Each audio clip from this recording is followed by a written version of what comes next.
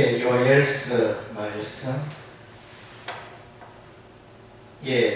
요엘서 말씀은 이제 심판에 대한 경고의 말씀입니다. 특별히 이제 죄 가운데 살아갔고 하나님의 말씀을 또 무시하고 경멸하고 우상 숭배하며 살아가는 이스라엘에 대하여 이제 우리 하나님께서 이제 심판을 내리십니다. 그래서 오늘 보면 이제 여호와의 날이라는 표현이 나오면 1장 15절에 슬프다 그날이여 여호와의 날이 가까웠나니 곧 멸망같이 전능자에게로부터 이르리로다. 그리고 이제 2장 1절에도 시온에서 나팔을 불며 나의 거룩한 산에서 경고의 소리를 질러 이 땅 주민들로 다 떨게 할지니 는 여호와의 날이 이렇게 됨이니라. 이제 임박하였으니 여호와의 날이 2장 2절에 곧 이 날은 어둡고 캄캄한 날이요 짙은 구름 덮인 날이라. 그래서 이런 재앙이 결국은 이제 뒤에 보면 이는 많고 강한 백성이 이르렀습니다.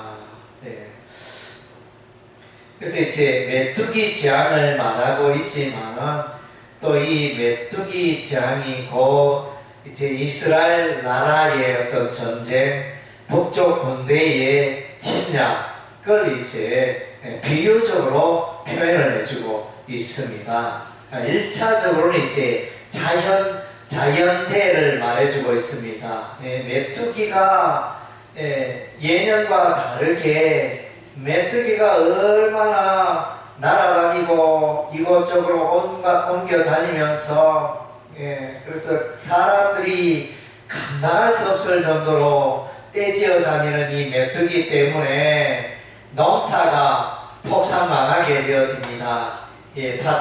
팥종이가 남긴 것을 메뚜기가 먹고 메뚜기가 남긴 것을 너치가 먹고 너치가 남긴 것을 황충이 먹었도다.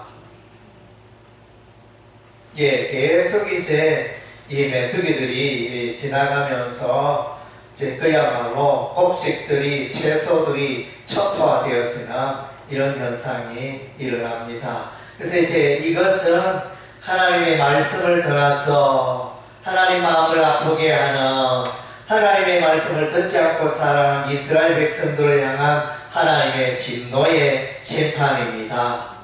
하나님께서 그의 백성을 심판하실 때 전쟁과 기근과 전염병과 짐승과 이러한 것들로 이제 그의 백성을 징계를 하십니다.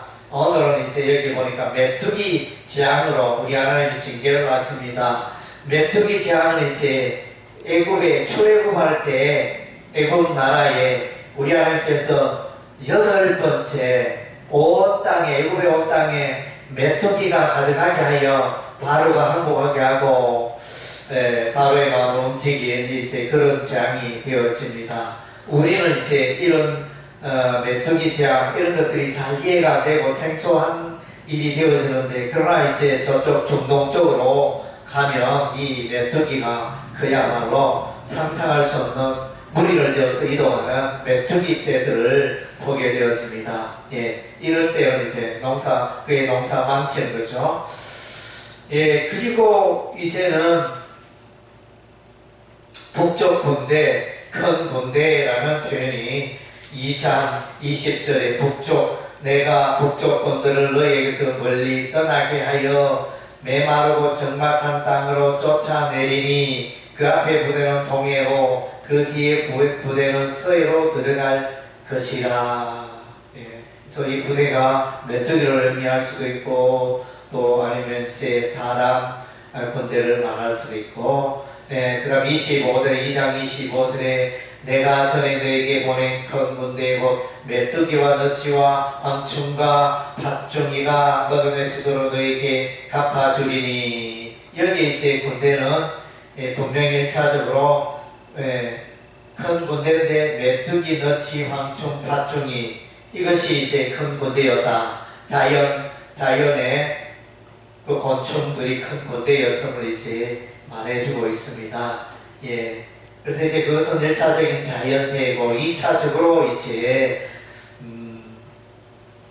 북쪽 군대가 이스라엘을 괴롭히는 북쪽 군대가 이제 오게 되어지는데, 이스라엘에게서 북쪽 군대라면 이제 아수르 군대가 1차적으로 아수르 군대이지 않겠나 그렇게 여겨집니다. 신학자들도 요엘서 이곳의 역사적 배경에 대해서는 이제 좀 의견이 분분합니다. 명확하게 역사적 배경의 사건들이 나타나지 않아서 이것이 어느 시대의 말씀인가 조금 학자들 간에 분분한데, 1차적으로 이제 북쪽 군대를 생각해 보면 이제, 그리고 북쪽 군대가 수도 없이 많은 이런 것들을 보면 뭐 이웃 나라의 블레셋이라든가 모압 나라의 동나라 이런 군대라기보다는 큰 나라 아수르, 바벨론 이런 이제 큰 군대를 말할 수 있을 것입니다. 우리 하나님께서 이제 우리 하나님이 원하시는 건 회개하라 회개하라죠. 그래서 돌아오라 이런 메시지. 2장 12절 보니까 여호와의 말씀에 너희는 이제라도 금식하고 울며 애통하고 마음을 다하여 내게로 돌아오라. 그래서 이제 우리의 삶 가운데도 힘들고 어려운 순간이 있으면 우리의 죄악을 우리의 삶을 돌아보고 우리의 죄악을 회개하고 하나님께로 더욱 가까이 하고 하나님의 긍휼을 간구하는 이런 태도로 나아가야 할 텐데, 여기 보면 이스라엘 백성들은 그러하지 못한 것 같습니다. 하나님이 이 메뚜기장, 어마어마한 자연의 메뚜기장을 그렇게 일으켰음에도 불구하고 하나님께로 나오지 못하고 완악한 상태로 지내는 이스라엘의 모습을 보게 되어집니다. 2장 13절에 너희는 옷을 찢지 말고 마음을 찢고 너희 하나님 여호와께로 돌아올지어다. 돌아올지어다. 그래서 이제 선지서 12권의 가장 핵심되는 단어는 이제 히브리어 수브 돌아오라입니다. 돌아오라, 회복하라, 죄에서 떠나라, 죄에서 돌이키라, 하나님께로 돌아오라, 이런 메시지가 되어집니다.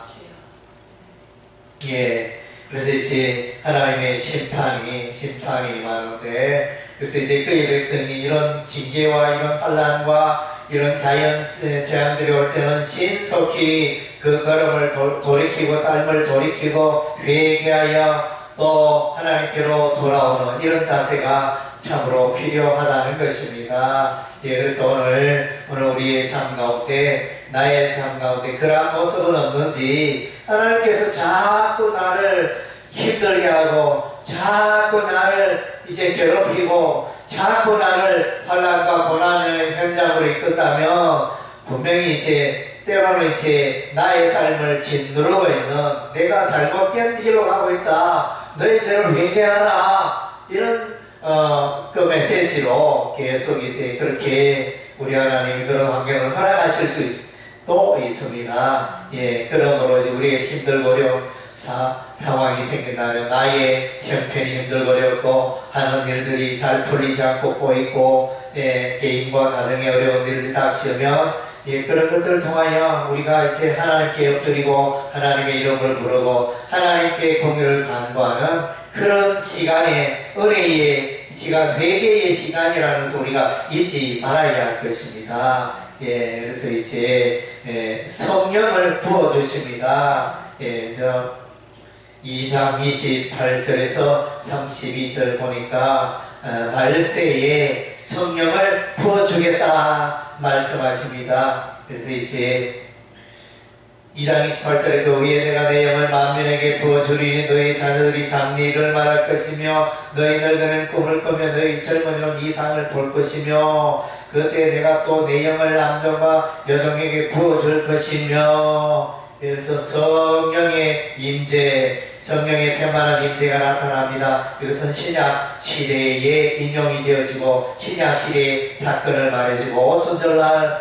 마가의 다락방에 성령의 임재로 말미암아 이 성령의 역사가 예루살렘에서 사마리아와 땅끝까지 아시아와 유럽에까지 복음을 전파하게 되어지고 많은 영혼들이 주께로 돌아오고 또 교회가 세워지는 놀라운 구원의 역사가 일어나게 된 것입니다. 그래서 이제 우리도 성령의 인도하심을 쫓아 나아갈 때 우리를 통하여 하나님의 구원의 역사가 일어날 줄로 믿습니다. 우리는 이제 잘 깨닫지 못하고 우둔한 그 순간에 성령께서 우리 안에 계시는 성령께서 우리에게 지혜를 주시고 우리의 걸음을 안내해 주시고 우리의 잘못된 삶의 상태를 지적해 주시고 그럴 때 신속히 우리가 걸음을 돌이켜야 하는 것입니다. 또 뿐만 아니라 우리가 이제 성령의 충만함을 입어 예수 이름 여호와의 이름을